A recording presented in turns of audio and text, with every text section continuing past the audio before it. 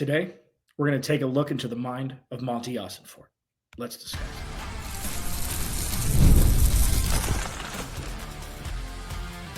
You are Locked On Cardinals, your daily Arizona Cardinals podcast. Part of the Locked On Podcast Network, your team every day. Locked On Cardinals, Alex Clancy here. Follow me on Twitter, Clancy's Corner. Follow the podcast at Locked On AZ Cards. Thank you for making Locked On Cardinals your first listen, free wherever you get your podcast and on YouTube. Part of the Locked On Podcast Network, your team every day. Been in sports media in Phoenix since 2011. Hosted this lovely podcast for the 8th season now. 2017. We've had a long journey. Everydayers, thanks for hanging with me when I was integrating myself into the podcast world. It's very different from radio. I didn't think it was. Had a rude awakening and quickly adjusted, but I appreciate everybody who's been along for this journey. And as I mentioned before the season started, this was going to be the most exciting we've seen, at least that I've seen, since starting in this space in 2011. Today's episode of Locked On Cardinals is brought to you by our friends over at FanDuel. You can start the season with a big return on FanDuel. New customers can place a $5 bet, and you'll get started with $150 in bonus bets if you win your first $5 bet. Visit FanDuel.com to get started. So today, with it being the bye week, not the entire week being today, but this being one of the 7 days that's encapsulated in the aforementioned bye week, I wanted to do something a little different. Had Justin Pugh on yesterday. Fantastic. Hoping to get him back on in a couple weeks. Check him out at Justin Pugh on Twitter. Yeah, that was fun. If you haven't checked that out, it's the last video on YouTube and wherever you get your podcast. I wanted to talk about Monti Ossenfort today. Kind of do a where are we at now and how did we get here with results this time. So the first segment, I'm just going to talk about how we got here. You know, the 18 months or so that we've experienced Monti Ossenfort as general manager of the Arizona Cardinals. Next segment, talk about the rookie class from this year that he drafted so far. And then the final segment, the second-year players. And it's fascinating. It's fascinating because when I mentioned before the season started that all the Cardinals have now are opportunities. Will they seize them? Don't know. Are things going to be moving in the positive direction right away? Are we going to have to wait till 2025? Don't know. And then as things started to formulate and take shape this season, as they're 6-4 going into their bye week, week 11, there's different conversations that are going to be had. Expectations have had a slight uptick. I'm not saying they must win a playoff game or they must make the playoffs. It'll be a disappointment if they don't make the playoffs at this point, especially with the landscape of the rest of the NFC and there being so many bad teams. But where the Cardinals have put themselves now is a situation that is one of my favorite things to say, future pacing. It's got a long-ass runway. And that was on the heels of Monti Ossenfort coming over and nailing 2 drafts. And before I get into this entire show, I'm taking the information that we have now and thinking that things won't regress for specific players because there's enough of a sample size for the majority of these players at this point to realize if it was a mistake or not to draft that player. So it's not a perfect science, but I'm taking all the information I have up until this point. So the beginning of 2023, the year is 2023. Kyler Murray is well on his way to rehabbing his ACL. Michael Bidwell puts his big boy pants on, fires Cliff Kingsbury after extending him. Steve Keim just goes somewhere, doesn't really get fired, but whatever, you know, political speaking aside. Now the Cardinals have a void at head coach and GM. They were the last team to hire a head coach, I believe. Monti Ossenfort came over from Tennessee, had ties to the Patriots. He won a couple Super Bowls in the front office with the Patriots. Was a part of a couple average drafts in Tennessee, but he was a guy that was the opposite of Steve Keim. While they both had heavy scouting backgrounds, Steve Keim showed that he couldn't scout which ice cream was chocolate, vanilla, or strawberry, with him staring right in his face. Monti Ossenfort had a better track record. Bring him over, first-time GM. We're going to build through the draft. Okay. Cool. So, hired Jonathan Gannon, obviously tampering, whatever, got him after the Super Bowl loss. Kind of nothing during free agency. They brought over Xavier White.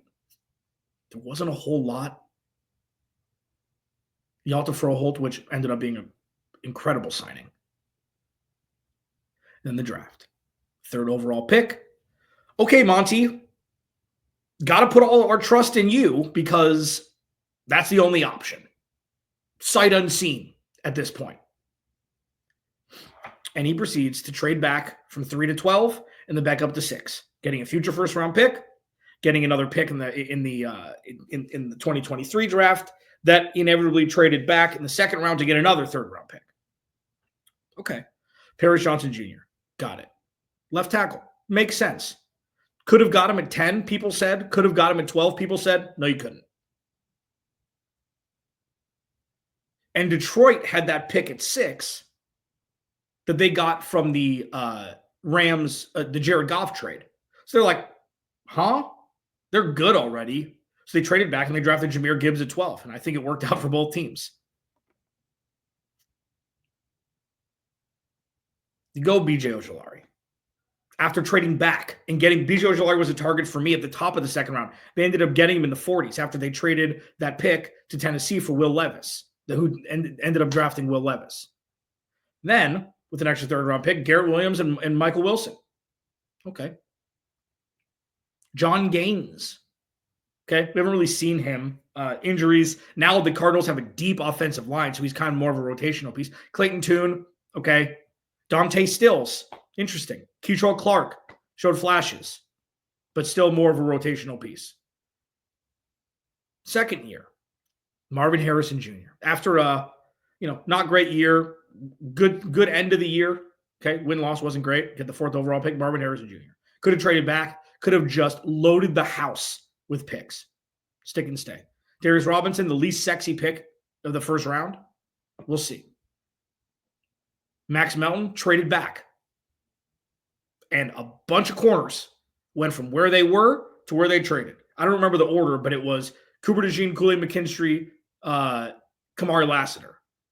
All of them were playing pretty well. Max Melton, playing not so bad. And you've got your bevy of 3rd-round picks with Trey Benson, Tip Reiman, Xavier Thomas, 5th-round pick. Like,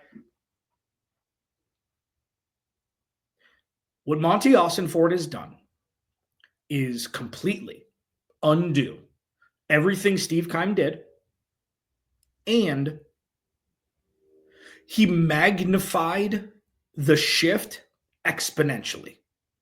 This is a completely different organizational structure like that in less than 2 years. So inside the mind of Monti Ossenfort it wasn't like, oh, Steve Keim's stupid. I don't like his big dumb face. I'm going to do the opposite. No. Completely different thought process on how to build a team. Michael Bidwell said, you know what? Go get him, kid. And he did. And a little sprinkle. I'll take you back to the video from Giraffe Night with Monti Ossenfort just ahead of their pick at 27. I think there was at 23. And Michael Biddle goes up to me and goes, what are you thinking? Huh? How are we looking? Huh? Michael Bidwell doesn't have a say in what's going on? He trusts Monti Ossenfort? He just wants a little insight? What? The verbiage I used was Michael Bidwell is on the inside looking in. He's there. He's the owner. And he's kind of looking over the shoulder of the guys in charge. The guys he put in place. Monti Ossenfort said, 4 picks to go. Kind of fade 4 picks. And Darius Robinson was sitting there at 27. The overall last 18 months, while some malign it as, oh, he hasn't made a splash. Oh, the pass rush isn't good enough, which I agreed up until 2 weeks ago. Not that he hasn't made a splash. It's that the pass rush was bad, and just was. Statistically, it was bad. They had a handful of sacks the last couple of weeks against a couple of bad offensive lines, which is great. Monti Ossenfort has set this team up to do whatever the hell they want to do. You want to trade for a pass rusher? I'm not going to do that now. We can have talks about that later in the year for the next season, obviously. Monti Ossenfort has set the stage for the Cardinals to choose their own adventure in less than 18 months because of how he drafted. And that is a wildly powerful thing. And it's something that is a complete foreign language to anybody in the Valley over the last 15 years. Who did he draft? How have they done? Let's discuss it next. Locked on Cardinals, your team every day. This episode of Locked on Cardinals is brought to you by our friends at FanDuel. Get ready to tackle the NFL action with America's #1 sportsbook, FanDuel. Because right now, new customers can bet $5 and get $150 in bonus bets if you win. The FanDuel Sportsbook app gives you everything you need to place live bets on the NFL all in one place. So when you get a hunch in the middle of the game, you can check out the latest stats, view live play-by-play, and so much more on the same page where you place your bets. Just visit FanDuel.com to join today. You'll get started with $150 in bonus bets if you win your first $5 bet. That's FanDuel.com. Never waste a hunch and make every moment more with FanDuel, an official sportsbook partner of the NFL. This episode of Locked on Cardinals is also brought to you by our friends at Prize Picks. Prize Picks is daily fantasy made easy, man. Like, it is so easy on FanDuel. You can make entries in less than 60 seconds. All you have to do is pick between 2 to 6 players and pick more or less than their projected stats. You can win up to 100 times your cheese. It's so easy. And then, listen, this is the craziest part. Okay, so you got to check out the app, and I'll explain how we can give you some goodies here at the end. But if you do, jumping to the finish line, if you do cash in one of your entries, withdrawal process, you can get the money back in your account, your bank account, in sometimes as quickly as 15 minutes. It's an absolute game changer. So download the app today. Use code LOCKEDONNFL to get $50 instantly after you play your first $5 lineup. Download the app today. Use code LOCKEDONNFL to get $50 instantly after you place your first $5 lineup. Prize Picks. Run your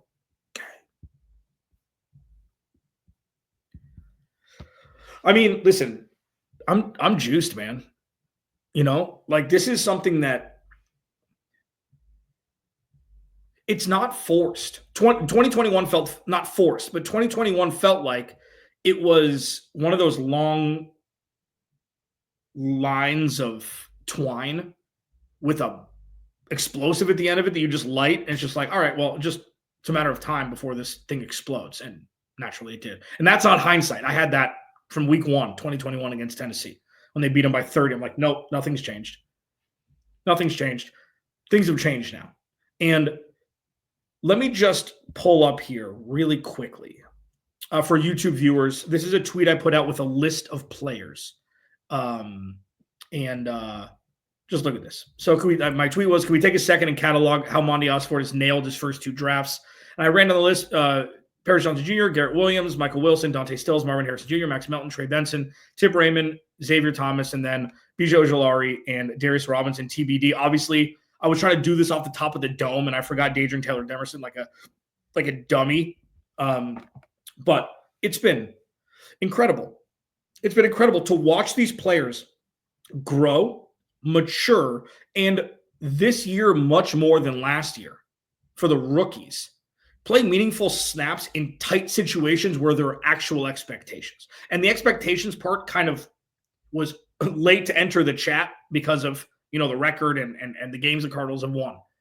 But it's been great. So let's run down the rookies. Okay. Marvin Harrison Jr., Max Melton, Reiman, Trey Benson, Dadrion Taylor-Demerson, Xavier Thomas. Marv, this is exactly what I expected. Everybody's expecting him to be Justin Jefferson after game 2. It's like, chill, man. Take some time. especially in a run-first offense, where he's the third option, like I told you he was going to be. Run the ball, Trey McBride. It's going to take some time. He wasn't drafted to save the offense. He's playing great.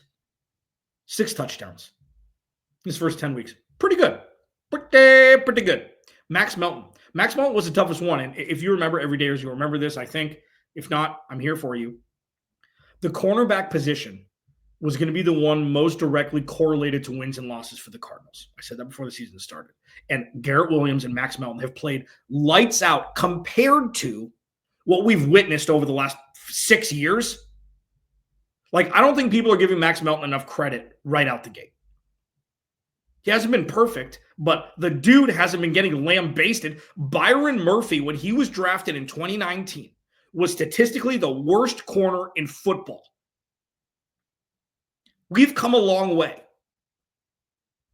And it does help that Budda Baker and Jalen Thompson are there. Like, that's a great safety net for young corners because that's been their job, is covering for corners who haven't been able to play the damn position. Max Melton has played well. Trey Benson, we're starting to see the growth and maturity. You're starting to see the game slow down for him. You're starting to see him wait for the gaps to open from the offensive line before he hits them. You're starting to see him be able to run between the tackles and run outside. He's got the offense down now. Screen game, he's there. And I think the majority of that, in my opinion, as I've mentioned, is them getting him into the game early. He's got to get the juices flowing early. Not everybody is a bench player who can come off the bench the middle of the third quarter after being cold for 2 hours.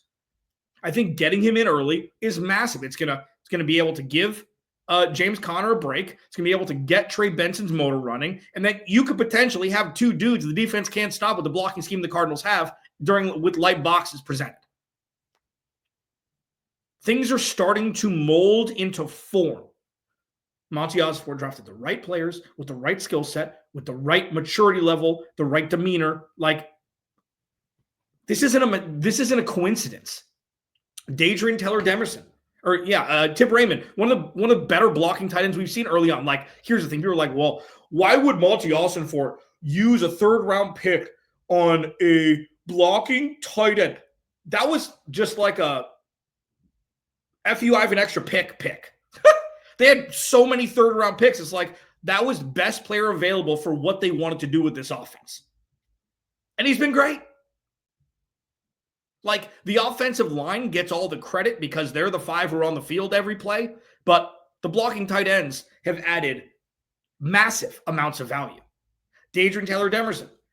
One of my favorite, little experiences to tell from this offseason, every single media outlet, whether it be radio or podcasting, that I went on in other cities this offseason, and they asked about the draft, and I brought up Dadrion Taylor-Demerson, and I'm not making this up for a better story. Every single one of them, after I mentioned him and how important he could be to this team, they said, yup, he was on the list for blank team also that I would have liked them to go get. Every single one. 10, 12, 14 of them. So many. Every single one of them. And the dude is an absolute mauler. You saw right away in his first start last week. Dude loves to hit people. He's Budda Baker light. Imagine Budda Baker and Jalen Thompson too. Like, Monti Ossenfort or Jonathan Gannon and Nick Rallis have a type. And that type is players who like to hit people. And the Cardinals have all of them on defense in the secondary that love to hit people, Max Melton included. And then Xavier Thomas. Late round, quote unquote, he wasn't even a flyer. He was a medical redshirt for a large portion of his career at Clemson. You saw the bend, the speed, and the attack the quarterback trio from him on that strip sack when the Jets were in the red zone later in the game last week. He was an X factor. I talked about him all offseason. The dude can stay healthy. And you have Darius Robinson coming back. Xavier Thomas, if he's able to continue to produce, he has 3 sacks so far this year. He's getting a lot more run the last few weeks. BJ Ojulari comes back, and they add a pass rusher in the draft or through free agency. With this secondary and this offense, do you see what I'm saying? Slow and steady from Monty. If you nail the draft, You don't need to bring in free agents. I don't know why that was weird. Should they add talent from the outside with all the money they have? Probably. That's a conversation for a different day. What Monti Ossenfort has done in 18 months, 2 drafts included, with doing minimal work in free agency, aside from bringing in Kazir White and Mac Wilson, who have been visions. He has set this team up to do whatever the hell they want to do for years to come with very inexpensive rookie contracts. For now. I mean, it ends quickly. They're in the right spot. And what's made the rookies' jobs easier is what he did the year before and what the second-year players are doing now. That's called a transition, folks. I'll discuss them next. Locked on Cardinals, your team every day. This episode of Locked on Cardinals is brought to you by Boop, our friends at Ultimate Pro Football GM. Hey, Cardinals fans. Remember our great partner, Ultimate Pro Football GM? Well, they're back and they've added an amazing new game mode I need to tell you about. The game that has you step into the shoes of a football franchise GM and lead it to glory now has a new head coach career mode. So on top of getting to build your dynasty by drafting players, signing free agents, and hiring coaching staff, now you also get to call offensive plays during games as well. Additionally, you'll dig the new tools that you can work with, such as individual training camps and upgraded negotiation systems. So this fun and realistic game just got a lot better. And if you haven't, or if you have already installed it, be sure to do an update so you can try out the new mode. If you don't have it yet, download it right now. It's a must-have for all football fans. I love it. I know you will too. Ultimate Pro Football GM is completely free, has no ads, and 100% playable offline. Play online or play on the go as you want and where you want. And a special offer for Locked On fans. Use the code LOCKEDONNFL, all caps, inside the game store to receive a free boost to your franchise. Make sure to get it, as this perk will jumpstart your play and give you advantage you'll want in creating a dynasty. To download the game, just visit ultimate-gm.com or look it up on the app stores. Ultimate Pro Football GM. Start your dynasty today. Locked On Cardinals. Please go to the YouTube channel, search Locked On Arizona Cardinals, hit the subscribe button, man. Turn notifications on. If you want to leave a review where reviews are left, cool. You know, I'm just happy that you're here. This is fun, huh? You guys deserve this. And I know that the naysayers are still there. You have reservations. This isn't like a fool me 100 times, shame on me for believing it situation. And I think that's what I'm trying to hammer home with, the conversations that I have with you here on Twitter, et cetera, throughout the season is this has the makings of sustainability. This is planting seeds. I got it. Teach a man to fish. You can fish forever. You can fish for him. Steve Keim wasn't teaching us how to fish. He was buying fish at the supermarket. And I'm not comparing human beings to fish. I'm using that as a metaphor, as it were. Sustainability is key, and it all is through the draft. All of my smart friends in this business, all of them, have marveled at what Monti Ossenfort set up at the beginning of last draft and then through this draft. Brad Spielberger, Trevor Sikkema, these guys, they breathe football. They breathe drafts. I mean, Spielberger's moved on to, I think he's agent management now or something, but Trevor Sikkema is the lead draft analyst at Pro Football Focus. Loved what Monti Ossenfort has done. And if you, really quick, before I move on to the second-year players, can we just take a second to understand how incredibly different these last 2 drafts have been compared to the 10 before it? It's not even the same atmosphere. It's Pop Warner football to NFL football comparisons. It's not even close. It's not even a conversation. I don't even remember the last 10 years before Monti Ossenfort got drafted.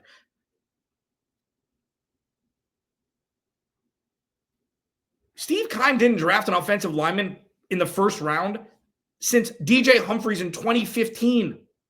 He traded for Hollywood Brown in the first round of 2022 instead of drafting Tyler Linderbaum. who the Ravens took with that pick. Yes, he drafted Trey McBride in the second round of that draft. Idiotic draft pick. It was. At the time, drafting a tight end there showed the ineptitude and the IQ of a rock. Worked out. Fantastic. It's his last final gift. He owed $1 million more, but Trey McBride's been fantastic. It was never about Trey McBride. It was always about drafting a tight end with the roster. It's just idiocy. So Monti Ossenfort now, it's nice. It's different. Second-year players. Paris Johnson Jr. is a left tackle for the future. Is going to be an Arizona Cardinal for a decade. Done. Set and forget. Bingo, bango, bungo. Done. A very key thing about Paris Johnson Jr. and left tackles in general. There are maybe 2 or 3 absolutely bona fide do not pass go left tackles who don't let quarterbacks get hit. Like Trent Williams, Laramie Tunsil for a couple years. I'm missing a couple because it doesn't, I'm talking about the Cardinals, but Paris Johnson Jr. has been great.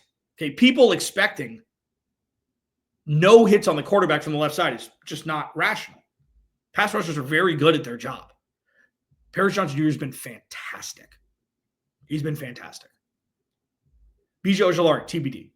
He showed flashes towards the end of last year, but TBD. I mean, I'm not giving Monti Ossenfort credit yet, and I'm not taking it away yet. There's not much you can do. Garrett Williams is a CB1. Like, bona fide, one of the better corners in the NFL, regardless of age, by all metrics. Pretty good. Cardinals haven't had that in a long time. And he's actually a Cardinal who plays corner wearing number 21 who likes to hit people, unlike the last player to wear that number. Patrick Peters. I don't know if you knew that. Michael Wilson. He's been a third-round wide receiver. He's great. Like, he's not a Pro Bowler, but he's not Chad Williams. He's not Rondale Moore. It's not Andy Isabella. Those last 2 were second-round picks. Michael Wilson is a good wide receiver and will be a wide receiver in the NFL for a long time. He will. John Gaines, TBD. Clayton Tune is a backup quarterback. I don't know. That was the only weird, I guess they were going to move off Colt McCoy. So, and then they ended up trading for Josh Dobbs. It was a weird year last year. Dante Stills, one of the better interior defensive linemen the Cardinals have. Nailing a pick after the second round is new. Really new. So the culmination of all those players, especially because they're playing at such high levels this year, started the momentum. Like if Monti Ossenfort had a tough draft last year, it's like, oh, it's my first year as a, and you draft Amaris Mims or somebody like that. And, it's not great, or Tyler Guyton. Like, it's not somebody who has had great years so far. Paris Johnson Jr. has been solid since he started. A position last year that he, was not his natural position, played fine. Him and Will Hernandez, the alter roles were great on the right side. The left side was a problem with DJ Humphries. Move him over. He's great. But he didn't strike out last year. It was an above average draft. And it's really starting to see left tackle 1, CB 1, set, done. And that is allowing the rookies to come in and play with guys who are already NFL players. What do I mean by that? Sometimes it takes players a couple of years to get used to the NFL game.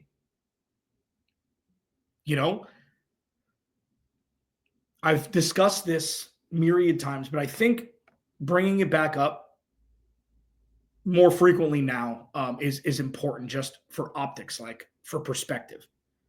We haven't seen zero. We haven't seen any oh no moments this year from rookies or from second-year players. Oh no moments are, oh no, that player's not ready to play in the NFL yet. Oh no, Isaiah Simmons has no idea where he is in the football field. Oh no, Zaven Collins should not be wearing the green dot. What are we doing here? He has no idea what's happening. That was a couple years ago. We haven't seen any of that. That's insane. Monty comes in retains less than 50% of the roster from 2022, does pretty much nothing in free agency except for Kazir White, nails a draft, does nothing in free agency, brings in 3 guys, all of whom have been injured, brings in Mack Wilson. He's been great. Bromance in the middle of the field with Kazir White and Mack Wilson. Nails a draft. Cardinals 6-4 into their bye week, playing some of the best football they played in the last 10 years. And it's sustainable for the first time in the last 20. Pretty damn good. Tip of the cap to Monti Ossenfort. That magical, mystical mind. Alex Clancy, Locked on Cardinals. Remember, without you, there is no me. I'll talk to you tomorrow.